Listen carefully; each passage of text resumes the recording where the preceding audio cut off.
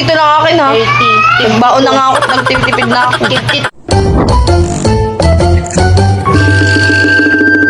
Hello mga mamshi! Another mini vlog! Medyo may katagalan na nga rin talaga itong mga video ko na to. Gustuhin ko man nga i-edit agad-agad on time kaso nga hindi ko talaga magawa. Pero ang goal nga natin ngayong darating na 2025 ay kailangan sipagin na talaga tayong mag-vlog. Kaya nga bago matapos ang taon ay kailangan maubos ko na rin yung mga pending videos ko dito sa aking cellphone. Dahil sayang din naman nga ang effort ko sa pagkuha-kuha ng mga video na ito. Kung talagang pababayaan ko nga lang at hindi mai-edit ang mga to, ay nako. Pag talaga Lunes at Miyerkules ay nagbabaon na nga talaga ako ng kanin at kapag naman may ulam naman ay sinasamahan ko na nga rin. Kung wala naman ay sa school na nga lang din ako bumibili. Isang oras lang naman kasi ang bikat namin kapag nga Lunes at Miyerkules. At kung uuwi nga ako ay mamasahe pa nga rin ako balikan. Magagastusan pa nga ako ng 30 pesos. Sayang pa din nga dahil imbis nga na may pamasahe ko ay may ibili ko pa rin nga to ng merienda. Nagkataon nga rin na walang pasok to sa Aling Chantal kaya naman nga pagkatapos ko magpakain sa kanila ay nasikaso ko na nga rin yung sarili ko. Hindi ko nga rin alam kung kailan matatapos itong panlalagas ng buhok ko dahil every time nga na nagsusuklay ako ay ganito talaga karami yung buhok na sumasabit dito sa suklay.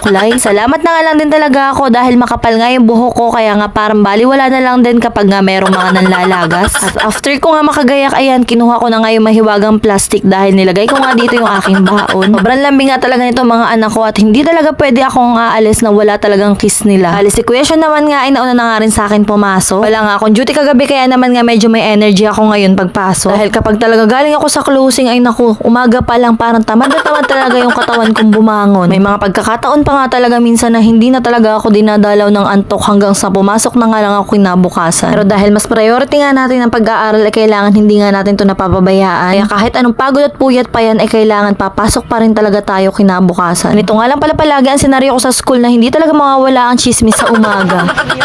Sa bukas. Siomay din sa'yo? Sa akin na. Siomay din sa'yo? Nagtipid ka na?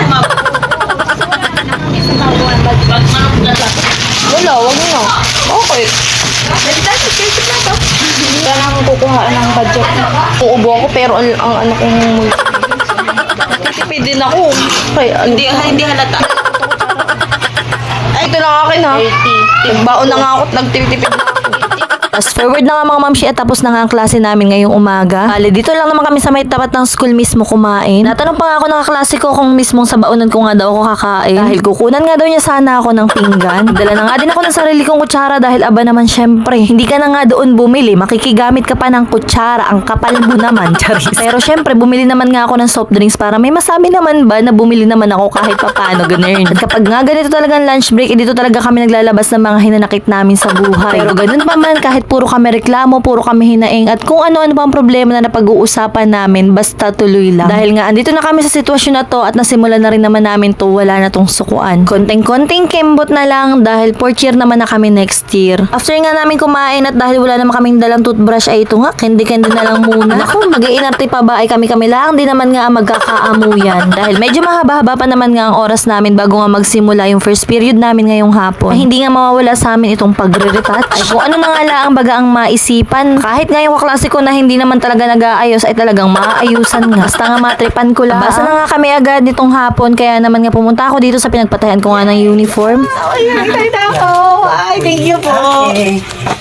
Ay nako, so far OA naman talaga ng reaksyon ng mamshi nyo dahil nga nakatanggap nga ako ng free na necktie. Papalitan ko na nga rin itong necktie ko na hindi naman nga talaga mairibon dahil sobrang iksi. Matagal ko na nga pinagtitiisan dahil 65 pesos nga rin ang isa. Finally talaga after 3 years na nga ng pagtitiis na iisa ang uniform. Kailangan pagkahubad ko nga ay lalabhan ko rin kaagad dahil kailangan ko nga uling isuot kinabukasan. Hindi ko na nga kailangan gawin yun ngayon dahil dalawa na sila. Oh my God, achievement talaga to. Lakad na nga rin ako pa uwi dahil wala naman akong gagawin at hindi na ako pwedeng tumambay dahil may 2 bata na nga nag-aabang sa akin. Thank you nga pala sa panonood. See you na lang ulit sa next vlog. Bye!